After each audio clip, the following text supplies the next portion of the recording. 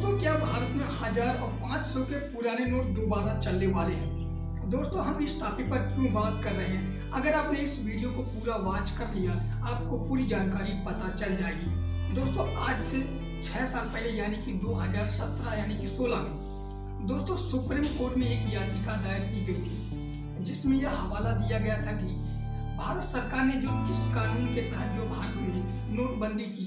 दोस्तों, अगर लोगों के मनों में इस टाइप के सवाल उठ रहे हैं तो इस सवाल पर जो है सुप्रीम कोर्ट में सुनवाई होना लाजमी है। दोस्तों, इस टाइप के सवाल आपके भी मन में उठ रहे होंगे। अगर उठ रहे हो तो इस वीडियो को पूरा देखिए और आपके सारे डाउट क्लियर होने वाले हैं। आजकल इस टॉपिक पर काफी सारे जो सवाल भी एग्जाम में पूछे जा रहे हैं कि भारत में नोटबंदी कब हुई। ग्रुप डी से रिलेटेड जितने भी एग्जाम होते हैं उसमें इस टाइप के सवाल पूछे जाते हैं।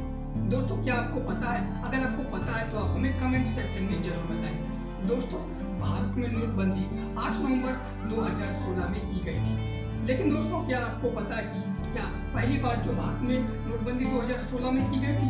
नहीं दोस्तों, आज से कुछ समय पहले यानी कि 1978 में भी भारत में एक बार नोटबंदी की गई थी। लेकिन उस समय जो सरकार पर इस टाइप के सवाल नहीं उठाए गए थे कि आपने किस कानून के तहत जो है भारत में नोटबंदी की। दोस्तों, उस समय की जो सरकार थी उसने जो है संसद में एक कानून पास किया था और उसके बाद जो उसने भारत में नोटबंदी की थी और उसने भी 500 और 1000 के नोट जो भारत में बंद कर दिए। जिस बंदे ने सुप्रीम कोर्ट में याचिका दायर की है, उस बंदे के सपोर्ट में भारत के आरबीआई के पूर्व गवर्नर पी चिदम्बरम भी है।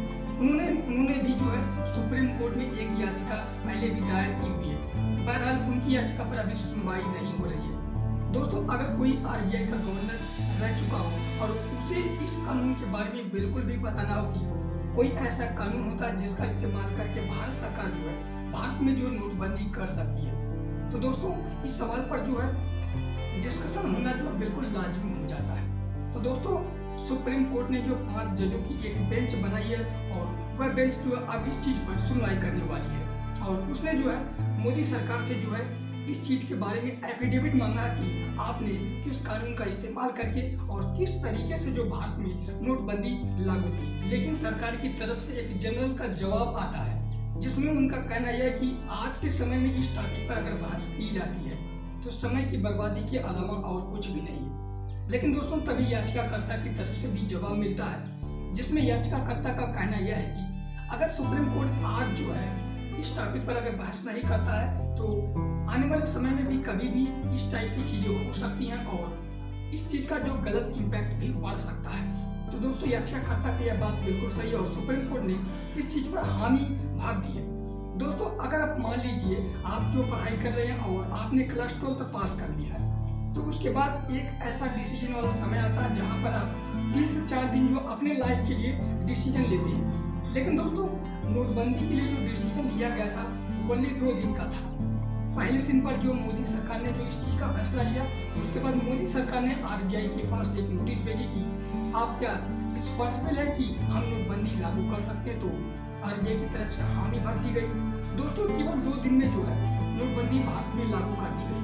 अब आप सोचिए कि अगर कोई भी डिस्कशन हो 2 दिन में किया जाए, इसका गलत इम्पैक्ट ही इंडिया पर पड़ सकता है, लोगों पर पड़ सकता है।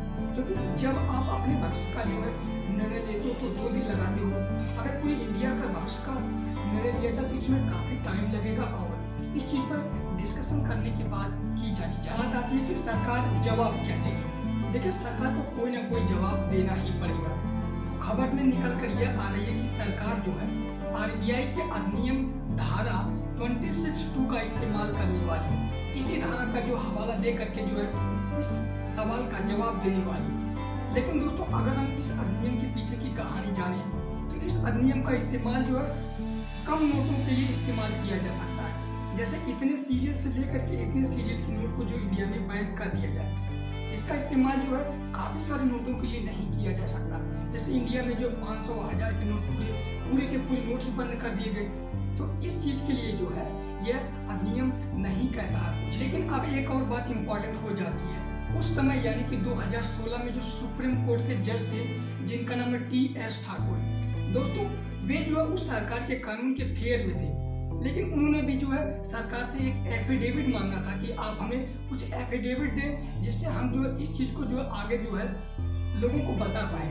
तो दोस्तों वही सारी जो है उसी के फेर में जो है काफ़ी सारे जो याचिका जो लगाई गई है और उन्हीं सारी चीज़ों पर आज सुनवाई हो रही है। लेकिन अब सबसे इम्पोर्टेंट बात यह आ जाती है कि क्या पहले की अपेक्षा ब्लैक मनी घटी है या फिर बढ़ी। लेकिन दोस्तों सबसे पहले हम बात कर लेते हैं कि ब्लैक मनी को पता कैसे लगाया जाता है। दोस्तों ब्लैक मनी का पता आरबीआई लगाती है। आरबीआई अपने नोट जो जारी करती है वो नोट पहले की अपेक्षा कितना बैंक में ज़्यादा जमा हुआ है। अगर पहले की अपेक्षा नोट जो बैंक में ज़्यादा जमा हुआ है तो ब्लैक मनी कम होगी।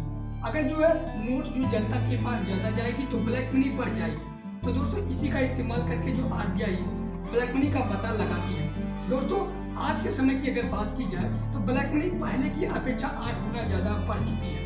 आप सरकारी आंकड़ों को देख सकते हैं। तो दोस्तों आपका जो है इस संबंध में राय क्या है कि सुप्रीम कोर्ट को इस चीज़ पर जो दखल देनी चाहिए या फिर नहीं। दोस्तों क्या आपको हमारे द्वारा बताई हुई जानकारी अच्छी लगी? अगर अच्छी लगी तो हमें कमेंट सेक्शन में जरूर बताएं। हम इसी टाइप की आपके लिए और भी वीडियो लाने वाले हैं।